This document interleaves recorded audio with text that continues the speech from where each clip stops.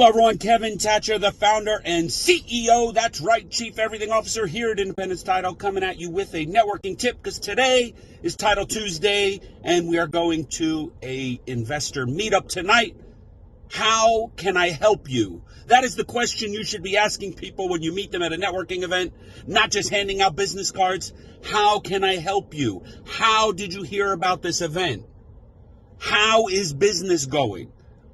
The more genuinely you want to know about them, the better the relationship you will build for your business. So if you are a vendor attending one of these networking events, the first question to ask is, how can I help you? How's business? How did you get started? How did you find this event? Genuinely get to know more about them. Kevin Tacher, Independence Title, and as always, I look forward to seeing you at the next networking event and the closing table. Bye-bye.